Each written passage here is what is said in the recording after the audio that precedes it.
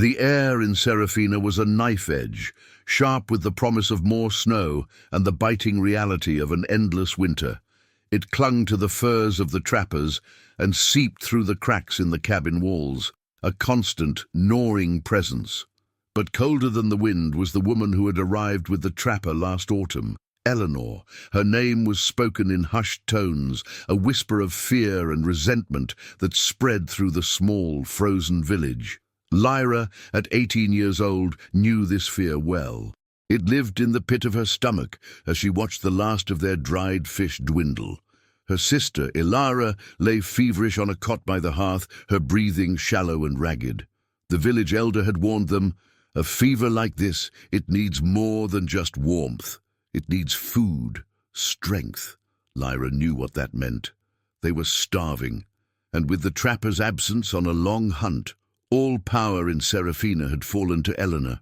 Eleanor, a woman who had arrived with an aura of sophistication that felt utterly alien in their rustic world, had quickly established herself as the silent ruler of the village. She wasn't loud or aggressive, her power lay in a chilling calm. Her gaze, cold as the ice on the river, could make a grown man stammer.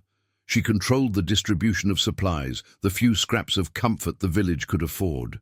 To cross her was to invite a slow, cold death.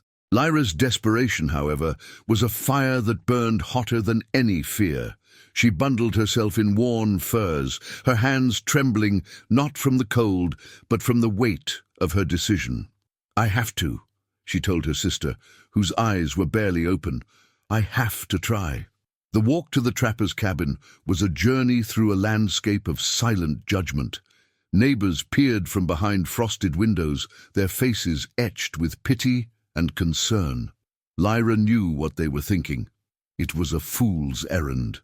But what choice did she have? The trapper's cabin was grander than any other in Serafina, built of thick logs and boasting a stone chimney that belched a steady stream of smoke. It was a fortress of warmth in a world of ice. She knocked on the heavy oak door, the sound swallowed by the vast, silent snow. After a long moment, the door creaked open, and Eleanor stood in the opening. She was a striking woman, her dark hair pulled back in a severe bun, her features sharp and unyielding.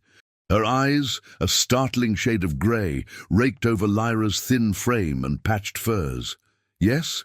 Eleanor's voice was a low, steady tone that carried no warmth. "My sister," Lyra began, her voice a small, quaking thing. "She's ill. We've run out of everything. I was hoping you might spare some food, a little medicine, perhaps." Eleanor didn't move. She simply watched, her expression unreadable. The silence stretched, a heavy, suffocating blanket. Lyra could feel the sweat prickle on her brow despite the freezing air. Just when she thought the woman would slam the door in her face, Eleanor stepped back. "Come in," she commanded, the word a steel-tipped arrow. Lyra stepped into the warmth of the cabin, the air thick with the scent of pine and stew. It was a dizzying contrast to the barren cold outside. The interior was meticulously clean, everything in its place, a sense of order that felt oppressive. Eleanor moved to a large pantry, her movements precise and without wasted effort. She pulled out a small sack of flour and a block of salted pork. Lyra's heart leaped with hope. "For your sister," Eleanor said, placing the items on a large table. "A debt." Lyra's hope faltered. "A debt? Nothing in this world is free, girl," Eleanor said, her grey eyes narrowing. "You will work for me, 3 days a week, until I decide you have paid your debt. Cleaning, hauling water, whatever I require." Lyra swallowed, the bitterness of the offer a stone in her throat. She knew what this meant. She would be a servant to the woman the village feared most. But Ilara's face flashed in her mind, her pale, feverish face. "I accept," Lyra said, her voice barely a whisper. Eleanor gave a thin, humorless smile. "Then you may take this and go. Your work begins at sunrise tomorrow." Lyra hurried home, the small bag of food feeling impossibly heavy in her arms. She had secured their survival, but at what cost? She had given herself over to the woman who was the very source of the village's misery. Little did she know this wasn't just a transaction. It was the first step on a path that would either break her spirit or ignite a fire that would consume the fear-soaked village of Serafina. The following morning, Lyra rose with the sun, the memory of her promise to Eleanor a heavy stone in her stomach. The flour and pork had brought a flicker of life back to Ilara's eyes, and that, Lyra told herself, was all that mattered. Her first day of work at Eleanor's cabin was a grim affair. Eleanor watched her every move with the intensity of a hawk, her silence more unnerving than any complaint. Lyra scrubbed floors, mended furs, and hauled buckets of icy water from the well. The work was demanding, but it was Eleanor's attitude that truly exhausted her. There were no words of thanks, no acknowledgement of Lyra's efforts, just a cold, dismissive presence. Days bled into a week, then a month. The other villagers, seeing Lyra's servitude, either looked away in shame or whispered their pity. Her friends tried to help her, to bring small gifts of food, but Lyra always refused, knowing it would only bring Eleanor's ire down upon them. It was a lonely existence, one marked by hard labor and a growing sense of injustice. But amidst the coldness, a small, unexpected warmth appeared. One of the younger trappers, a kind-faced man named Elias, often passed by as Lyra worked. He was a quiet man, but his eyes held a warmth that was a stark contrast to the village's prevailing mood. One afternoon, as Lyra struggled to chop a stubborn log for firewood, Elias approached her. "Here," he said, his voice low and gentle. "Let me." He took the axe from her, and with a few clean, powerful swings, split the log perfectly. Lyra's breath hitched. No one in the village dared show kindness to anyone connected to Eleanor. This simple act of help felt like a revolution. "Thank you," she said, her voice thick with emotion. He gave a small smile. "It's nothing. You've been working so hard." He paused, then leaned in closer, his voice a low whisper. "Don't let her break you, Lyra. There's more to this than just a debt." He left before Lyra could ask what he meant, but his words lingered. There was something more to Eleanor's control, something the village wasn't seeing. Lyra had a new fire in her belly, a growing suspicion that her servitude was about more than just a debt for food. It was a show of power, a demonstration of Eleanor's dominance over the village. The coldness wasn't just in her nature, it was her chosen weapon. Eleanor had seen the exchange. Her grey eyes narrowed as she watched Elias walk away.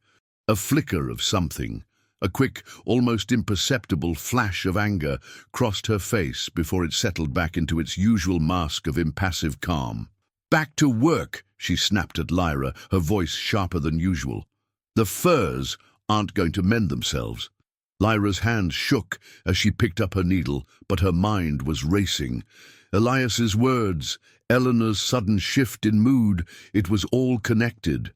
A new kind of anger, not born of fear, but of indignation, began to simmer within her.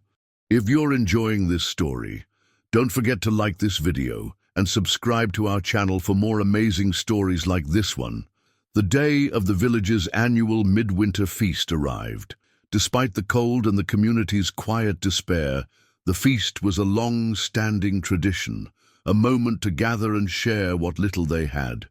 This year, however, the air was thick with tension, a mix of muted celebration and the unspoken fear of Eleanor's presence. Lyra arrived with her sister, Ilara, who was recovering but still frail. The sight of her sister, weak and thin, despite the food she had received, fueled Lyra's simmering anger. Her eyes scanned the gathering, landing on Eleanor, who was seated at the head table as if she were a queen. The trapper, Eleanor's husband, was with her, his face a grim, unreadable mask. A moment came when the village elder stood to give a blessing, his voice cracking with emotion. Lyra, watching Ilara shiver from the cold, felt a surge of courage. She remembered Elias's words, "Don't let her break you." She was not just a girl beholden to a debt. She was a member of this community, and Eleanor's cruelty had to be confronted. Lyra took a deep breath, walked to the center of the gathering, and spoke, her voice clear and strong. She didn't shout or accuse. She simply laid bare the truth. She described her sister's illness, her desperation, and Eleanor's cold-hearted bargain. She spoke of how she had to work for weeks, not to repay a debt, but to satisfy Eleanor's need for control.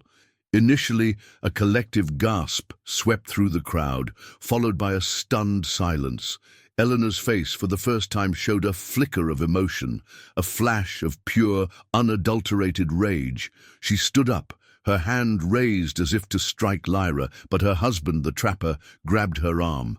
"What is the meaning of this, Lyra?" he demanded, his voice a low rumble. Lyra didn't flinch. She explained how Eleanor had taken advantage of her and how she had seen her kindness towards Elias as a threat. The trapper, who had been away on a long hunting trip, began to connect the dots. He looked at Eleanor, his face a storm of confusion and disappointment. Eleanor, seeing her authority crumble, lashed out, her voice cracking with fury. "This girl is a liar! She is a fool who owes me for her sister's life." At that moment, the village, so long silenced by fear, found its voice. An elderly woman, a kind neighbor of Lyra's, spoke up. "She's not lying. Eleanor, you hoarded our supplies. You gave us only what you felt was necessary, even as our children went hungry." One by one, others added their stories, tales of Eleanor's cruel words, her control over their resources, and the subtle ways she had turned them against each other. The trapper listened, his expression growing more and more grim. He realized that the harmony he had worked so hard to build had been shattered by his wife. The trapper then made a choice that stunned everyone. He looked at Eleanor, and with a quiet dignity, he told her that her presence was no longer welcome. He had come to build a life in a community, not to rule over a terrified village. He gave her a choice: to leave Serafina, or to be stripped of her power and live as a pariah. Eleanor, her face a mask of humiliation, chose to leave. The chapter would conclude with Eleanor departing Serafina, her figure fading into the frozen landscape, no one brave enough to offer her help. Lyra, now seen as a hero, stands with the villagers, who are finally free. The story ends with a message of hope that even in the harshest of conditions, the human spirit, with its kindness and courage, can overcome any cold. If you've enjoyed this story, be sure to like this video and subscribe to our channel for more amazing stories like this one.